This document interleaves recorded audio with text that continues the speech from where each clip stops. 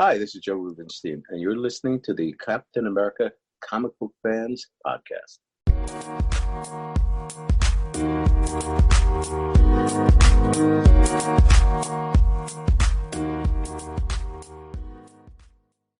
Okay, and we are joined by our special guest, Joe Rubinstein.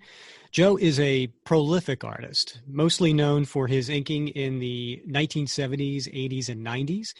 And according to what I have read, he's worked on over 13,000 different pages, which ranks him at number 13 in all-time comic. I was robbed. Okay. But he's truly among the legends in comics. So Joe, welcome to the show. Thanks. I don't know what, I mean, somebody wrote that I had done 2,500 individual comic books, but I guess with all the different jobs that I helped people out on, I've done more. And somebody ranked me as 8th. And the thing is, I've gotten shockingly little work over the last 21 years. And if I had, I bet you I'd be number 1. But I'd also be much shorter and more tired. Yeah. Because this business will wear you down like the back of a pencil eraser, ironically. Yeah. Nice pun there. Thanks. It's funny. I've struggled with how to properly pronounce your last name, but it's Rubinstein. And of course, I go back to the Mel Brooks movie, Young Frankenstein. It's Frankenstein. I'm sure you've had to correct some people over the years. Have you just insulted my looks? Is that what just happened? Actually, I turned to my father once and said, "So what is it, Rubinstein or Rubinstein?" And he said, "It's Rubinstein." I went, "Well, that helps a lot, thanks." But I think Rubinstein is the way I go. So excellent. All right. Awesome. Thanks. And I know that you also, people call you Joe, but you have throughout your career also been known as Joseph, as your, I guess, early career name. So I'm sure you get people calling you both. I think my name is unique because you can misspell both of them. It's like my spelling is European, Josef, so they always get that with a PH. And then Rubinstein is Rubin, but they spell it En. This must be exceptionally boring for your readers, so you probably want to get to another subject. All right. Why we will certainly we'll cover your work on Captain America because that's the focus of this show, right? I do want to acknowledge just a taste of some of your amazing work over the decades. So you have worked with Frank Miller on the classic 1982 Wolverine miniseries. And on that miniseries theme, we'll stick with Mark Sylvester in the 1987 X-Men versus Avengers, and George Perez and Ron Lim in the 1991 Infinity Gauntlet. So not to mention a ton of regular series, right? Classic runs with John Byrne on his X-Men, the hysterical Justice League International. I mean, I could go on and on. However, maybe your work on the official handbook of the Marvel Universe, that may be the most impressive. Tell the listeners a little bit about that and how you got that gig. Well, let me just first by starting with Mark Silvestri is 6'6", so don't get his name wrong because he'll find you. Secondly, so what's the deal with you and Captain America? Of all the characters in the world, how come you guys have decided to focus on him? Oh, well, we could go on and on ourselves. In fact, I have time. Okay. Well, going back to episode podcast series, which only started just a few weeks ago, we actually got into our love of Cap. It's really just mostly about the character. It's about what he stands for, what he embodies. It's not the uniform or the shiny shield, which is cool. Don't get me wrong, but it's the man behind the mask. And, it hit us early on, in when we were young and impressionable. And, it just one of those characters that quite frankly, has stayed with us over the years. And Steve Rogers is my all-time favorite fictional character. Do you think his morality derived from the 1930s and 40s is unique of its time, that it hasn't carried across, or maybe he was unique of his time and most people weren't, because he's characterized as this Boy Scout. Right. So do you find that he's too simplistic in the way he views the world, or he's got a moral code that is probably pretty hard to follow these days? I think he was. I mean, in the 30s, the 40s, certainly he was, and in the 50s, and even into the 60s, I think a very simplistic character with a very simplistic black and white moral code. But I think, the thing that attracts me and always has is I got into CAP when I was a kid, long before I went off to military school and embarked on a career in the Marines for many, many, many, many years. And the thing that appeals to me about him is how the moral code has struggled to sort of find a place in contemporary culture, contemporary politics, and how politics and culture has evolved and changed, and how the character, through different writing and creative teams, has struggled to find a way for CAP to exist in changing culture while remaining true to what the original character was supposed to represent. Because I found that, my beliefs and my ideologies have evolved and changed over the years through experience in education and whatever. And yet CAP still speaks to me in that way. So I think that's what I find most interesting. Do you think that since you were in the Marines, both you and CAP could kill with a paperclip? It would have to be a super large paperclip for me. Yeah, it would have to be really, really big. Does CAP kill? No. Well, yeah, he's not supposed to, right? Or two, because he was the super soldier at that time. But since he's been revived in modern time, he has a moral code to not kill. It's not to say it hasn't happened, but by all means. So a question for you, because you had mentioned. I mean, I've seen that some of your early influences were Jack Kirby and Jim Steranko. So certainly those were fan favorites among early CAP fans. Can we assume, being Kirby and Steranko, that maybe you were a CAP fan back in the day as well? Do you think I could get away with not answering a second question in a row? So, well, as a little kid, but by the way, as an aside, when I was on the Avengers and I suggested they give them something to do all day other than sit there waiting for the world to be invaded, so they had something on their agenda, I suggested that Captain America not like video games, because at the end of it, what have you accomplished? And you probably won't win anyway, So I like the idea that Cap had something that had a determined goal and got there, and you might have improved yourself. Now I realize there's downtime, so you can't always just be learning things. As a kid, I was blown away when Kirby started to do all the DC work. I was very excited when the New Gods and the Forever People and all that happened. And Steranko was mind-blowing. Interestingly enough, artistically, neither one of them influenced me, though you can't avoid Jack Kirby influencing everybody, because even if your work doesn't superficially resemble his, the way he did comic books and the dynamic layouts and even the proportion of the figures, I think has influenced everybody ever since.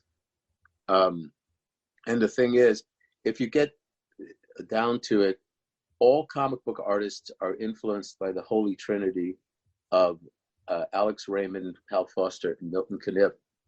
And when you look at Jack Kirby, you go, well, his work doesn't resemble any of this at all. But you look at the early stuff, and he had long, lanky figures with long rendering lines on them. So he was influenced by Alex Raymond, Flash Gordon.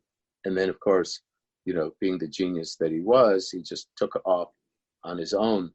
As a matter of fact, Jim Shooter tells me the story that he would use this Captain America job to teach all of the pencilers who worked for Marvel how to storytell better.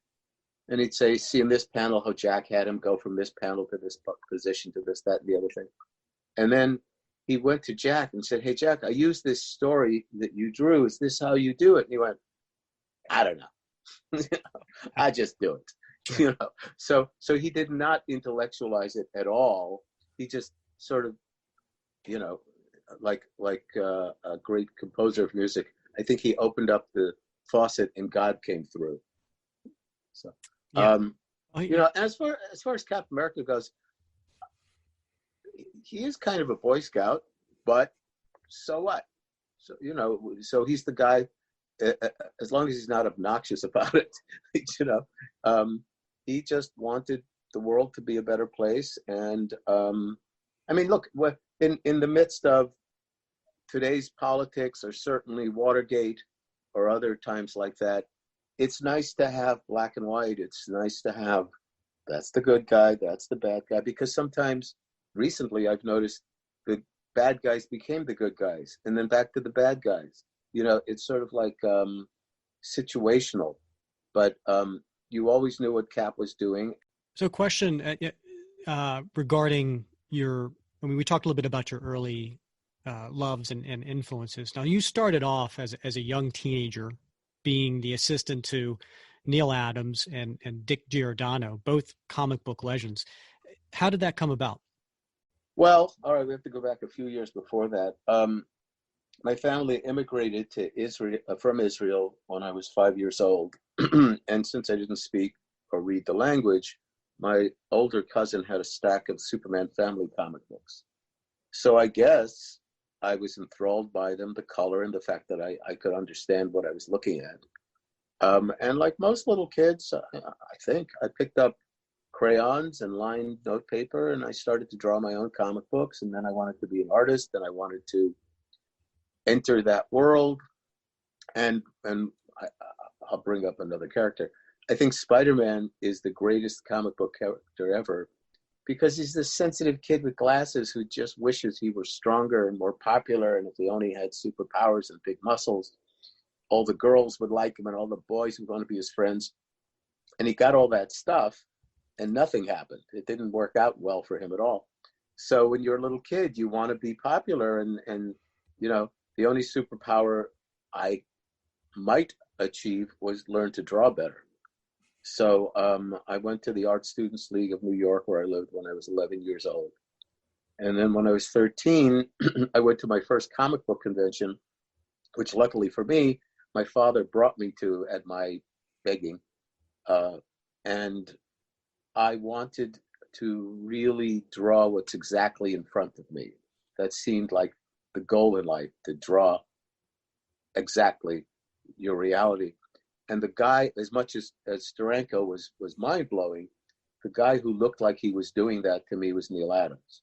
Now, since then, I've realized that Neil is as stylized as anybody else, but it did seem the goal. So at my very first comic book convention, who's there but Neil Adams, along with an artist named Alan Weiss, who, by the way, did a Captain America story with werewolves, I seem to remember. Who I'm inking a job of his right now, whatever it is, 48 years later. And Neil and Dick had just started a studio together, which consisted of 3 rooms they were renting from on a floor of a commercial studio. And I asked if they needed any help running errands or making coffee or whatever. And they said yes, miraculously enough. And that's what I did. I ran errands and made coffee and got yelled at by Neil a lot. And then by the time I was 15, this was during the summer, and then I got to work after school. And then by the time I was 15, I was Dick's assistant, filling in blacks and eventually backgrounds and secondary figures. And then by the time I was 17, I got my first freelance job. And that's all I've ever done my whole life. I've never had a real job. Wow, that's great. I mean, and we're talking at this point, it's the mid 70s, and you're, as you mentioned, a young teenager in doing your work, and it just really has blown up since then, right? I mean, you've done so much, and talking, let's kind of getting back to Captain America. So the first issue I noticed you were credited was back in 1979. I think it was issue 235, where you inked Ed Hannigan's cover. It's that classic cover of Daredevil and Captain America on a biplane flying over Manhattan. And the next issue I noticed your work was on was Cap 245, where Carmine Infantino did the breakdowns, and you were credited with the finished art as well as the inks.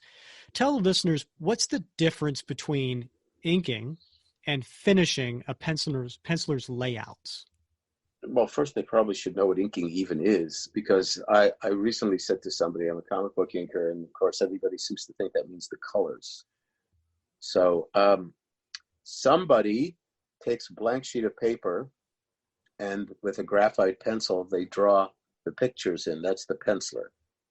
And then the inker comes around with black ink and brush and pen and fingers and anything that makes a mark, and goes over that stuff and hopefully helps the artwork. And then the colorist adds it. But just to make it a little bit more understandable, when a composer of music has a blank sheet in front of them and they've invented something that didn't exist, that's great. Now they hand it to a musician and say, please don't hurt my baby. Here's my intentions for what I want done with this artwork, with this music. So in that metaphor, I have to decide, am I going to use a piano or a tuba or a guitar? Obviously, each one of those will change the intention of the work considerably, or at least the presentation. So let's say I decide to use a guitar. Okay, great. Now, is it flamenco, classical, jazz, rock? So obviously within all of that, there's still a lot more of me coming through, even though I'm still playing the same sequence of notes that the composer came up with. So my job is to take what the penciler did, or the composer, and follow the lead and amplify that. So when a penciler does layouts or shakedowns or breakdowns, they're much sketchier. There's a lot more ambiguity to what's going on, so that I have to interpret and invest more of my knowledge and viewpoint into the artwork. Though again, I think my goal is not to, like a relay race where I'm handed off the baton. I don't care what you guys want. I'm going to run over there up into the stands. It's like, I believe that I've been assigned the responsibility to carry through with the concept and want to do that, instead of the vast majority of inkers who just decide, I'm going to do whatever I want. I don't care what you want. So Carmine, he was by that point a very sketchy penciler. And Carmine wasn't so interested in being a good draftsman and drawing a terrific figure, like let's say a Kurt Swan would, or even Jack Kirby. He was more of a designer. So within the design and the shapes and the graphics, I had to add more of the three-dimensionality and the black placement to his work. Yeah, because I think you've mostly done inking, but you've had opportunity many times to do finishing. Do you prefer one over the other? Well, I look back at my old work, and the worst thing I did was spot blacks. And so that's when I was a finisher. So I guess I really didn't know what I was doing. Now layouts don't exist. Breakdowns don't exist. Every editor wants the penciler to make super tight pencils, so that when it's inked by whoever, they know what they're getting back. I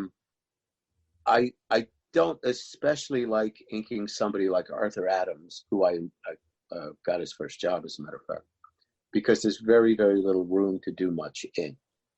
But I'm inking a whole series of Garcia Lopez covers at this moment, and he's such an excellent draftsman that I don't have to worry about any corrections. And there's just enough sketch to it where there's a little bit of room for me to add. So that's the perfect thing. But like in the case of Byrne's Captain America, which I know you were getting to, John's pencils were absolutely on the money, and there was nothing ambiguous about what John wanted done. I just felt that I needed to push it a little further in a direction. So that's why I liked working on John's stuff. I like working on it till this day. So, yeah, and speaking of the Byrne run, right, this was the classic Roger Stern, John Byrne, Joe Rubinstein that ran from 247 to 255, which is way too short in many people's minds. Mm-hmm. And you were working both the interiors and the covers with John. And you mentioned this was certainly one of the highlights from your career. And yes. Okay. I mean, obviously working with John Byrne is a highlight to anyone's career. I didn't know if I don't know about that. So, John can be a difficult person. I have no memory of how I got the thing, but I'm sure Jim Salicrup was the editor, who I happened to have gone to high school with. Said, "Hey, you want to do Captain America of John Byrne?" I think probably what it was is, I know I was reading the X-Men that John and Claremont were doing, and of course it was really good and really popular. And then I saw John's pencils before Terry inked them, and I thought, oh wait, there's an awful lot of potential here that I don't think is happening in the X-Men stuff. And it's back to the music example. Terry had his own concept of where he wanted to push the work, and I looked at it and went, oh, I think there's a whole other place to go with this stuff. On top of that, John had said in an interview that for the first 10 years of his life, he had tried to draw like Neil Adams, or of his career. He tried to draw like Neil Adams. So for the next 10, he tried not to draw like Neil Adams. Well, I come from the Neil Adams school, rightfully so. So my idea was this stuff can go a little further towards the Neil Adams work.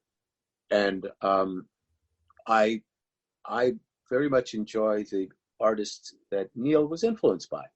Stan Drake and Wally Wood and Joe Kubert, illustrated him, Austin Briggs, other people. So I'm more inclined to go towards the more organic look. So when every now and again people ask the survey question, who's John Byrne's best inker? It's usually I'm number one and Terry's number two, or Terry's number one and I'm number two. And they always cite that, well, Joe's work is more organic than Terry's, which it is. So it depends what you're looking for. And then when we started to do, I don't know if I'd ever inked John before then. It might have been the very first time.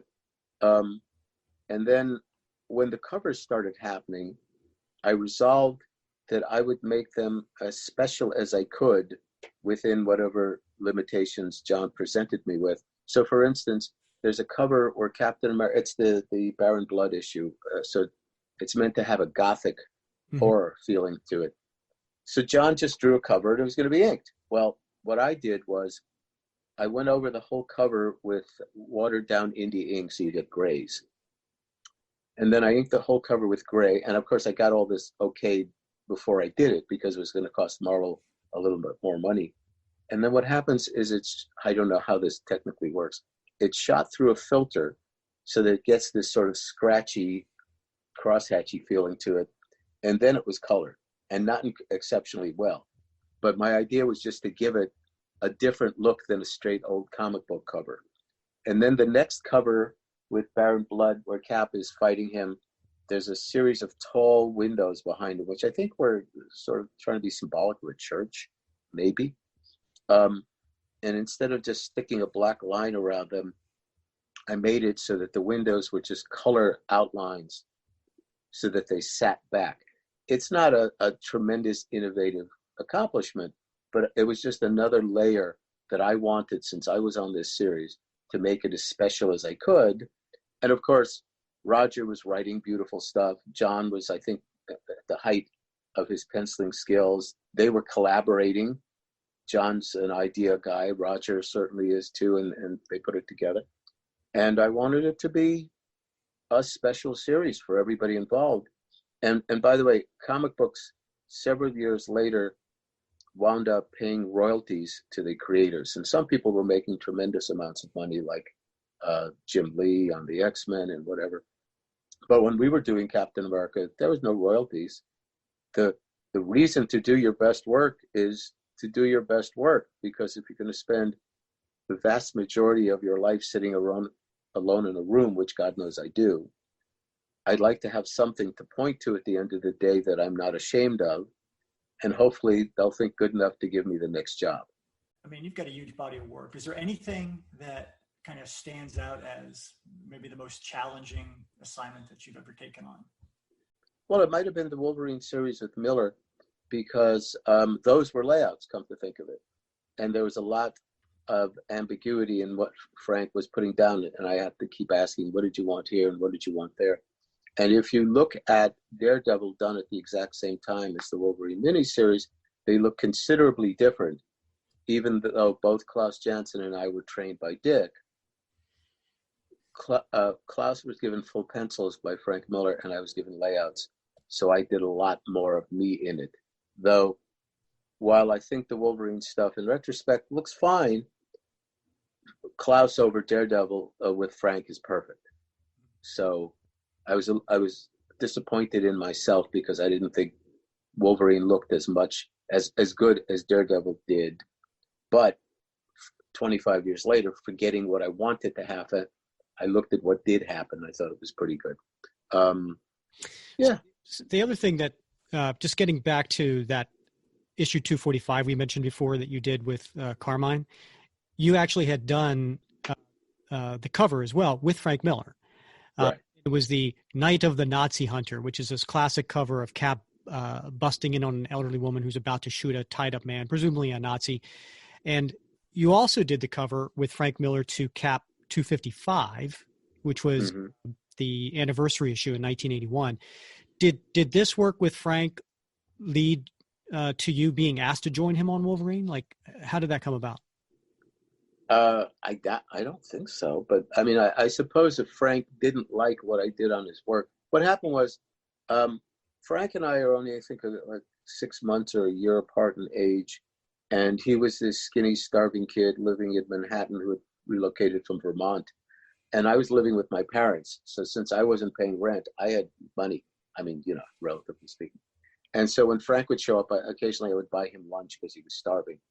And I know anatomy, or I was studying anatomy, and Frank would show me his pages and I would correct his anatomy for him on some of his figures. And I just want to make it really clear.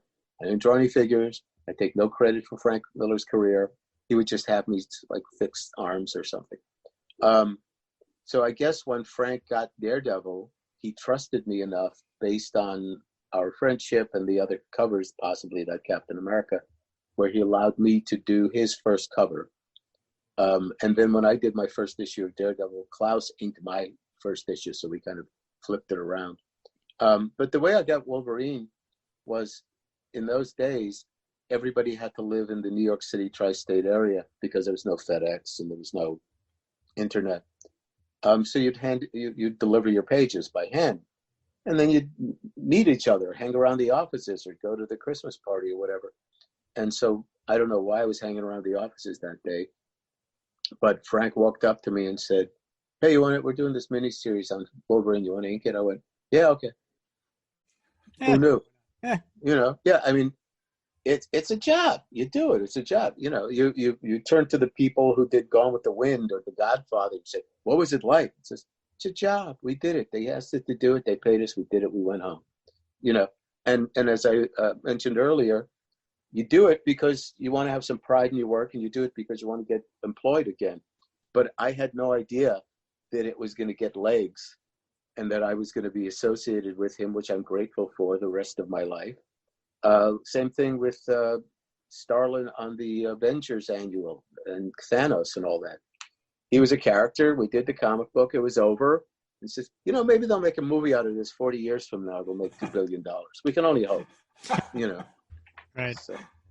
All right. I have to go back to the John Byrne because you mentioned something in passing. You said, he's very difficult. And I know I've heard you say in other interviews that you wouldn't mind working with him again, but not necessarily speak with him. Mm-hmm. Can you care to elaborate? John can be unpleasant and sarcastic and insulting and many other things, and not necessarily justified either.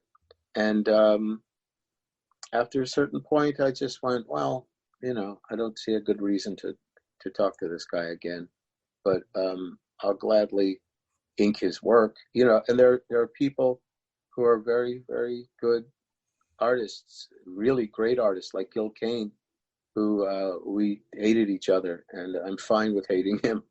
And then there were people like Jose Luis Garcia Lopez, who's the artist's artist, who's like universally loved and should be, and John Buscema, who was a big, bear of a man and gruff, but really he was a very nice, sweet guy, and Gene Colan, who was a great comic book artist, who was understated and remarkably humble. And I imagine if you asked John and probably a dozen other people about me, they tell you how difficult I was. But I probably lead a happier life just being alone in my studio inking John Byrne's work than actually having to have a conversation. So, well, it's funny. We interviewed Bob Sharon recently, and it came up talking about the two of the three things that you need to have to be successful in this career. And this was an interview I had with Mark Bagley maybe 15, 20 years ago. And it's essentially you need to have talent, need to make your deadlines, and you need to get along with your editor. And you don't need to have all three, but you need to have two of those three. So you could be, as you mentioned, a super talented guy who makes his deadlines, but maybe not the nicest guy in the world. So, but you're still going to get work. And, it's just, I think that's any industry you're in. Well, it got to the point where I don't think anybody wanted to work with John. And, I know editors who'll say, yeah, that, referring it generically, that guy is a better artist than this one, but I'm going to be much happier working with that one, and there's a lot of work to do, and you don't need hassles. You don't, and another thing, I suppose that fits in with what Bob Sharon said, but you need professionalism, which means you need communication and you need honesty. You can't tell the editor the job showing up on Monday and then nothing shows up by Thursday. You can call him up on Monday and go, I'm in trouble. You won't get it till Thursday. So yeah, and I know of another guy I used to do Peter Parker with, and a really good comic book artist, and he was just an out-and-out liar. And people just got fed up with him and says, I'm never working with that guy again.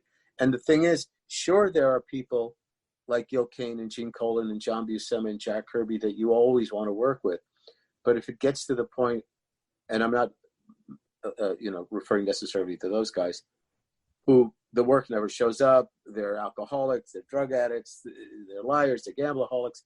It's like, I'm glad you're the greatest comic book artist ever, but the work has never shown up, So, and there's plenty of people online waiting to get into comic books. There's plenty of, you never hear anybody put out an ad going, please, we need more actors and artists and musicians in the world. It's like, they're always lining up waiting to get jobs. And in the case of Dick Giordano's assistants, the Austins, Wyachek, DeCarlo, me, Arnie Starr, we searched Dick out to learn our profession. And then because of our association with Dick, who was a great, great, great guy,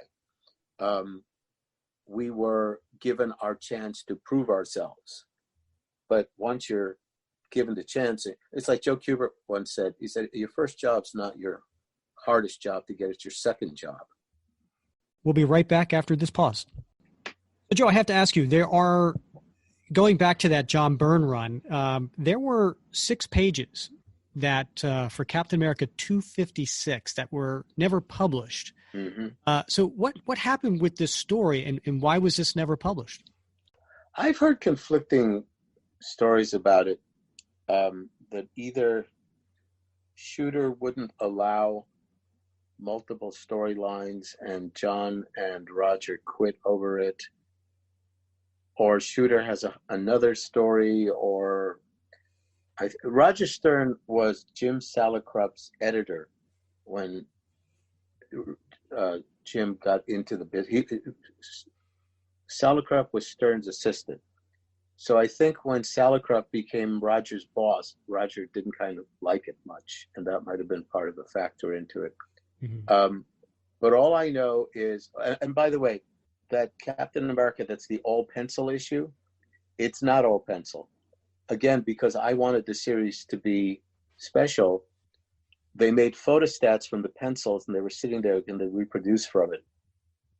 And a lot of the lines dropped out. So I came around with ink and I reinforced the lines and I filled in the blacks and I just made it printable. So when everybody was talking about, oh, look how great pencil reproduces, it wasn't. It was my inks. So then I missed the whole issue of employment, right? Because they get John pencils. So then I came in for the next one, and they said, oh, John and Roger quit. I went, where did everybody go? I mean, what happened? How? I mean, and that's when I think there was an issue of Lee Elias, I think, where I did part of. Those 6 pages were part of the 3-issue arc with Red Skull, which you think, Red Skull is the Captain America villain. He should show up pretty soon. So Roger was given those by John, and I, about 6 months ago, inked all 6 of them on blue line prints. And they are on my website, which is joerubinsteinart.com. And I tried to ink them the way I would have 40 years ago when we were doing the series. So if anybody wants to see what potentially could have happened, they're there waiting for you. Awesome. Yeah, I definitely want to check those out. joerubinsteinart.com. So just following up on some Cap stuff here, you spent some time on Cap working with Paul Neary, and you did a handful of covers with him. It was issues 293, 294, and then later on 311 and 322. What was it like working with him? Because he was based in England, right? Right. It was fine and straightforward work. I mean, you suddenly reminded me. The thing I don't like doing with Cap is the Shield. It's just a pain in the ass. I think a lot of artists feel that same way. Right. I think I see sometimes when artists, they purposely turn the Shield to the other side so you see the back, so they don't have to do those perfectly circle. Well, John developed a method, I think, where he used a pencil and a thumbtack push pin, and he'd sort of make ovals that way, and that was fine, except in ink, that's not the way you do it. It's not anywhere near as easy to do. You have to find tools and French curves and all that sort of stuff. But, one of the things that I think stood out is the chainmail. And I did that based on the way Wally Wood did chainmail in his issue of Captain America over Gene Colan. But Woody who I was his assistant when I was a kid. Woody based that chainmail on the way that Prince Valiant's chainmail was done. So when I said all comic book artists derived from the Holy Trinity, there you go. Foster influenced the Cap chainmail. So where a lot of people would do that half circle scoopy thing, I would turn it more into those little flecks of shadow and light. So, Paul was fine. Paul was solid. The thing is, like, again, an actor in a movie, I do the best I can do. And then the editor and the director screw it up or don't, And so I'll do this work and I'll do it as hard as I can. And I'll try to live up to the expectations of the penciler, which I feel a real responsibility to. And then the colorist screws it up and you go, oh, great. That scene was supposed to be blue and he made it red. Now that, or I will do the artwork as best as I can. And then I'll read the whole comic book. I'll go, yeah, this sucks. This is not a good story. I mean, I'm not proud of this now. So when things come together like the Captain America, I think, who was it that wrote my Neary stuff? Was it DeMatteis? Mark Grunwald. All right. Well, Mark loved Captain America, and he loved comic books. He lived for comic books. The thing that killed him, I think, is because he was so disillusioned with where the industry was going that he died of a heart attack, I think, in his early 40s or something. Yeah, he was young. But yeah, no, it's good to do a comic book. I also, if I remember right, I didn't feel any particular pressure about, oh, well, this is the last time I did Captain America with Byrne and everybody loves that series. It was like, all right, it's fresh, it's new. I mean, what I was disappointed by with my run with Cap is that I don't think the Bernie Rosenthal thing lasted that much longer. And also, since Cap was a commercial artist, I wanted them to assign one guy to draw anything that Steve Rogers had to draw, so that if he wasn't that good, I could feel superior. Like, I'm better than Steve Rogers, you know. But also I remember our Cap run got rid of the previous origin story that Cap's father was a diplomat and all that other stuff, and it's like, Steve, Roger, and John showed up and went, "No, that stinks. We just got to explain that away and get back to the original concept of who he was." Yeah. Certainly was some retcon going on there, but for many of us at a certain age, that's what we knew, and that's the story that we fell in love with, and just after Byrne, there was that magnificent long run by Zech and Beatty that was great. You only had that I saw a couple of opportunities where you worked with Zech on Cap. There was a cover that you did for, I think it was 323 with him. That's that Marvel anniversary, frame issue, which is just the big hit, right? But then you also worked on annual number 8, which was the Cap versus Wolverine. Now I know John Beatty also got credit for that issue. So what was your involvement? Well, John, I have this habit of ending my line with like 3 dots, like stroke, ... And then I was looking at John's work and he had 4 dots after. And I went, "John, are you doing this to be better than me?"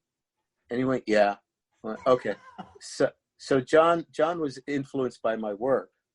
And then he became, tied at the hip to Mike on Zech Beatty stuff. So I guess the book was running late. I mean, comic books are a lot of work. They're very time intensive. And, I have no life. I have no children. I have no wife. So I can just work. But when you have another life, I guess occasionally they want you to like have dinner. Sure. So books get late and they have to get rushed. And they turned to me, and I guess because I was on Captain America, they said, "You want to do these last 9 pages of the annual with that great iconic cover on it where Wolverine is whacking away at the shield," which I, by the way, recently did a recreation of. And I said, "Sure." And then I handed it in, and they said, "Do you mind if we don't leave put your credit on it?" I went, "Yeah, I mind." He says, "Oh, come on, it'll take a week." No, I mind. I want credit for this thing. And so the very last line in the thing is, "And credit to Joe Rubinstein for inking pages," whatever. Little did I know that years and years later, now people have me autograph it because now they know I worked on it, And I also did a Falcon backup in one of the Captain Americas with Zech, also in one of the Captain Americas. Also, Byrne did an Avengers and Fantastic Four annual where Joe Sinnott inked one and Kyle Baker inked the other one. And Kyle was my assistant when he was a kid. And so he was working on the job. And I went, "Hey, can I ink the Captain America figures?" So there's like a page of it where I inked Cap again over John Byrne in that issue. Nice. Yeah. You mentioned about trying to make sure that you got credit for annual number 8. Inkers sometimes, don't always get the credit they deserve. And one of the things that I know, if you look back in the 70s and 80s, sometimes it says inked by many hands. Mm-hmm. Right. It's like a laundry list of people. I know you have fallen into that category of quote unquote many hands. Why does that happen? Because the book is ridiculously late, and because people are milling around the offices, and the editor goes, "Hey, listen, can you take a page for overnight, or can you take 3 pages for the weekend?" And sure. And it comes back. And the thing is, with royalties and reprints, they "We don't know who the many hands are, so we're not paying." It says, "Well, I was there." It says, "Yeah, but you got proof?" It says, "Well, that was 25 years ago." It says, "Well, Tom Palmer still has his vouchers for 25 years ago." And it says, "Yeah, and he's the one." I mean, who of us thought we should keep our lousy vouchers? So go look. As a matter of fact, the issue of Daredevil I did with the Hulk, Klaus. It's the credits are Rubinstein and Jansen, but that implies that we each did 50-50. Well, Klaus did the first 2 pages, and I did the next 16 or 18 pages. So when the reprint money, which is not a lot, you can buy a dinner somewhere if you're lucky with that money. And Klaus and I went to Marvel and said, well, he didn't do 50% of it. I should get the majority of the money. He says, you got proof? I go, what do you think? We've both conspired to shift more money to Klaus, and that's the kind of stuff that I suppose it happens in any profession. But as I mentioned earlier, I've never had another job. It's like, what is this? What is this stupid politicking? What is this stupid paperwork? It's like, why can't you just believe us when we tell you what we've done? So like anything else in life, the doing of the work is the easiest part. It's making on the phone calls and all the stuff that revolves around it. That's the pain in the ass, which is maybe, it's like I was talking to Starlin the other day. And of course, when I say Starlin, I mean Clem Starlin. And he said, they'll break your heart every time.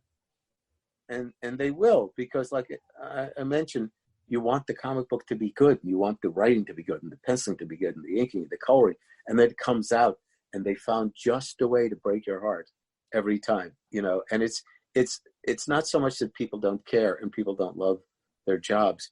It's people are asked to do too much, and many things are fall by the wayside because of that.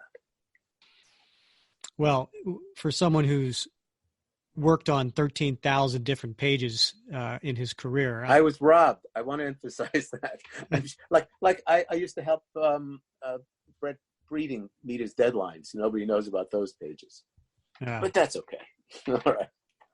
Yeah, and so artists, they come and go off of books at the whim of editors and things like that, or their own whims.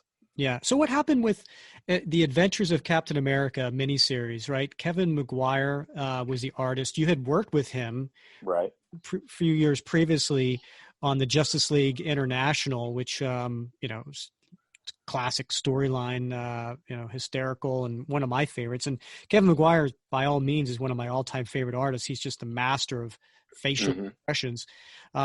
So you got a chance to work with him on the first issue of Adventures of Captain America, which was that 1940s retelling, reimagining the history of Cap. And then you weren't on the subsequent issues. Was that your whim, or is that an editor, or what happened there? Kevin is an excellent draftsman, and the Justice League, and formerly known as the Justice League, and I can't believe it's not the Justice League, are all great comic books, and they're very funny. And I guess Kevin decided to make this his grand opus. He really worked hard on it, and he put everything into it he could. And it took me forever and ever and ever and ever, and I was just drowning because nothing was getting done. And I guess by that time, Kevin had managed, maybe there was a lot of lead time, which means we may have to have 4 issues, but we can start 6 months early, and then they'll be on schedule. And maybe Kevin's next issue was done, or mostly done, by the time I was still working on the first one. And they just went, we got to get this done. We're going to give it to Terry Austin. And I went, okay. I mean, I didn't like it, but Kevin just put so much into it that, you can hack out a job and it won't look good, or you can give it the quality it deserves. But I was just burnt out on that thing, and you'll notice by the 4th issue, Kevin wasn't even on it. Right. So yeah. So you've worked with somewhere between 400 to 450 different pencilers in your career. Who's on your bucket list someday to work with that you haven't? Well, somebody who was on my list, and Steve Lytle just died 2 days ago, and I'd never worked with Steve, and I always hoped I would. People who I didn't get to work with was like Alex Toth, which said yes to a job and then said no. Really, and I've inked people that don't let other people ink them. Like I've inked Joe Kubert, and Joe's only let 6 people in his whole career ever ink him. Or John Buscema, John Bolton, Bernie Wrightson, who was rarely inked by anybody else. Nowadays, I think I'd like to ink Ivan Rios, because on the Superman guy. I don't know if he's still doing Superman. My work generally, I think I don't get employed by the companies much ever. I don't think they know I'm alive. I think that the people who work there don't even know I exist. So I don't get asked to do the contemporary people. So I'd like to try. Ivan Rios is the only one that comes to mind. Maybe Mike Diodato, but I don't know that he pencils for other people. I think he inks on a computer, which is also a problem because an awful lot of people nowadays just do their work directly on computer, cutting the inker out altogether. So, but at the same time, I inked Perez on the Infinity Gauntlet and the Avengers. And I think all those guys who followed Perez went, well, I'm going to out George and put in more details. And when it's a page, I think there's a guy named Jose Luis, wonderful, wonderful draftsman. Mm-hmm. But I don't know that there's any need for me to be there once it's all done. I've inked David Finch, who does a great, intense page. And David was nice enough to tell me of these 2 Batman pinups I did of his, that my inking was the closest he'd ever gotten to what he wanted in his pencils. But I don't know when it's all done. If I used to think it's a waste of me to ink Arthur Adams or people like that because they're so tight. But then I would see other people who would lose what was there. So I guess my contribution was not like a doctor to do harm and not screw it up. But unfortunately, I don't read comic books much anymore, so I don't know who's working on them to give you a more proper list. No, well, the list that you gave me was pretty top notch, and you do a lot of commissions, whether right. or painting or finishing and inking others' work. How can listeners get in touch with you if they have something that they would like to reach out to you about? Well, they can always write Joe at joerubinsteinart.com. I also have a website, Joe Rubinstein Art. There's also MB as in Marion Bradley artists. I'm on Facebook, 3 different sites, and I'm on Instagram. So I guess there's but it's funny because somebody wrote me once to get a release about a painting of mine for a movie, and they went, "Oh, we couldn't find you." I went, "You think you can be found?" And then it's like, what do I do? So yeah, I think I'm on Twitter, but I never use it. So I guess just the general sites that people look for people on, plus a web search. And I know you occasionally contribute to our Facebook page, the Captain America Comic Book Fans Facebook page. So it's always fun chatting with you there about your work. What else do you have going on? There's this book called the Liberty Brigade, and it's put out by Nostalgia Press, which is on Facebook. It was a Jumpstart thing, a Kickstarter thing. And it's about superheroes right after World War II fighting Nazis. It's a 100-page thing. I did about half of it with Ron Friends, who did Spider-Man and Superman with me. And it's also got George Perez and Jim Starlin and Alan Weiss. And if you like good old-fashioned comic books that look like good old-fashioned comic books, that's about to happen. I'm doing an Alan Weiss story for this magazine called Creeps. And as I said, Alan did Captain America and the Werewolves. But mostly I just do commissions and recreations. And I have been criminally underemployed for the last 21 years. But it doesn't feel like I've ever left comic books because I'm always doing comic books. Plus, if you want, I'll do your dog with Thanos. I mean, it's like I'll paint pretty much anything if you just give me money. Well, it's certainly been a real pleasure having you on here, and we loved hearing your stories, and not only about Captain America, but throughout your career and the various artists that you've worked with. It's certainly been a real pleasure, Joe. So thanks for coming on and being a guest. Thanks for having me. Super fun. Oh, good. Yeah, I wasn't even starting. You should have had another 3 hours. I have stories.